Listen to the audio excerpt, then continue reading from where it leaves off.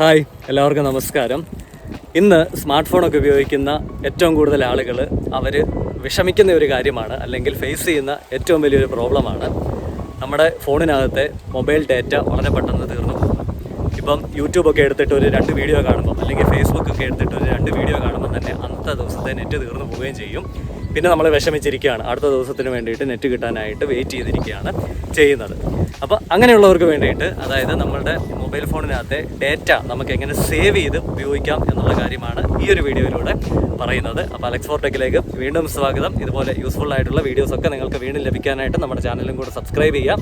Subscribe ചെയ്യുന്നതിനോടൊപ്പം തൊട്ടടുത്ത് കാണുന്ന ബെല്ലൈക്കണും കൂടെ എനേബിൾ ചെയ്ത് അതിലെ ഓൾ എന്ന് പറയുന്ന ഓപ്ഷനും കൂടെ സെലക്ട് ചെയ്യുകയാണെങ്കിൽ ഞാൻ വീഡിയോസ് അപ്ലോഡ് ചെയ്യുമ്പോൾ തന്നെ നിങ്ങൾക്ക് നോട്ടിഫിക്കേഷൻസ് ആയിട്ട് എല്ലാ വീഡിയോസും നിങ്ങൾക്ക് ലഭിക്കുന്നതായിരിക്കും.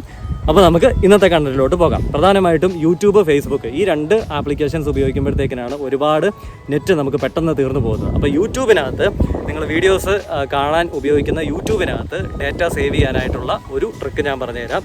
യൂട്യൂബ് ആപ്ലിക്കേഷൻ നിങ്ങൾ ഓപ്പൺ ചെയ്യുക. ഓപ്പൺ ചെയ്യുമ്പോഴത്തേക്കിന് റൈറ്റ് സൈഡിൽ ഏറ്റവും കോർണറിലായിട്ട് പ്രൊഫൈലിൻ്റെ ഐക്കൺ കാണിക്കും, അത് സെലക്ട് ചെയ്യുക. അതിനകത്ത് താഴേക്ക് വരുമ്പോഴത്തേന് സെറ്റിങ്സ് കാണിക്കുന്നുണ്ട്, സെറ്റിങ്സ് എന്നുള്ളത് സെലക്ട് ചെയ്യുക. സെറ്റിങ്സിനുള്ളിൽ എടുക്കുമ്പോഴത്തേന് ഡേറ്റ സേവിങ് എന്ന് പറഞ്ഞൊരു ഓപ്ഷൻ കിടപ്പുണ്ട്. ആ ഡേറ്റ സേവിംഗ് എന്നുള്ള ഓപ്ഷൻ എടുത്തു കഴിഞ്ഞാൽ ഒരുപാട് ഓപ്ഷൻസ് ഓഫായിട്ട് കിടക്കുന്നതായിട്ട് കാണും. അതിനകത്ത് നിങ്ങൾ ഡേറ്റ സേവിംഗ് മോഡ് എന്നുള്ളത് ഓണാക്കി കൊടുക്കുക. അപ്പോൾ എല്ലാ കാര്യങ്ങളും നമ്മൾ ഓണാക്കി ഇട്ട് കഴിഞ്ഞാൽ നമ്മൾ കാണുന്ന വീഡിയോയ്ക്കൊന്നും ഒരു ക്ലാരിറ്റി കാണത്തില്ല. അപ്പോൾ നിങ്ങൾ അതിനകത്ത് വായിച്ച് നോക്കുക. ഒരുപാട് കാര്യങ്ങൾ അതിനകത്ത് വ്യക്തമായിട്ട് പറഞ്ഞിട്ടുണ്ട്. വീഡിയോ ക്വാളിറ്റി കുറയ്ക്കുന്നു, ഡൗൺലോഡ് ക്വാളിറ്റി കുറയ്ക്കുന്നു, സ്മാർട്ട് ഡൗൺലോഡ്സ് ക്വാളിറ്റി കുറയ്ക്കുന്നു. അപ്പം അതിനകത്ത് നമുക്ക് ആവശ്യമുള്ള കാര്യങ്ങളെ മാത്രം ഓണാക്കിയിട്ടിട്ട് ബാക്കിയുള്ളതൊക്കെ നമ്മൾ ഓഫാക്കിയിട്ട് കഴിഞ്ഞാൽ ഡേറ്റ നമ്മുടെ കയ്യിൽ നിൽക്കും. നമ്മൾ ഉദ്ദേശിക്കുന്നതിനേക്കാളും കൂടുതലൊന്നും ഒരിക്കലും ഒരു ദിവസം നമുക്ക് നഷ്ടപ്പെട്ടു പോകത്തില്ല. അതുപോലെ തന്നെ ബൈക്കിലേക്ക് വരുമ്പോഴത്തേക്കിനും അവിടെ ഓട്ടോ പ്ലേ എന്ന് പറഞ്ഞൊരു ഓപ്ഷൻ കിടപ്പുണ്ട്. ആ ഓട്ടോ പ്ലേ എന്നുള്ളത് എപ്പോഴും ഓഫാക്കി ഇടാനായിട്ട് ശ്രമിക്കുക.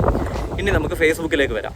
ഫേസ്ബുക്ക് ഓപ്പൺ ചെയ്യുന്ന സമയത്ത് റൈറ്റ് സൈഡിലായിട്ട് ഏറ്റവും മേളിൽ 3 ഡാഷസ് നിങ്ങൾക്ക് കാണാനായിട്ട് പറ്റുന്നുണ്ട്, 3 ലൈൻസ്. ആ 3 ലൈൻസ് സെലക്ട് ചെയ്യുക. താഴേക്ക് സ്ക്രോൾ ചെയ്യുമ്പോഴത്തേന് സെറ്റിംഗ്സ് ആൻഡ് പ്രൈവസി എന്നുള്ള ഓപ്ഷൻ കാണിക്കും. അത് സെലക്ട് ചെയ്യുമ്പോഴത്തേന് വീണ്ടും സെറ്റിംഗ്സ് എന്നുള്ള ഓപ്ഷൻ കാണിക്കും.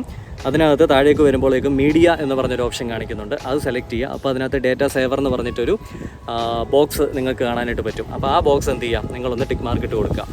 അതിന് താഴെയായിട്ട് ഓട്ടോ പ്ലേ എന്ന് പറഞ്ഞിട്ടൊരു ഓപ്ഷൻ കിടപ്പുണ്ട്.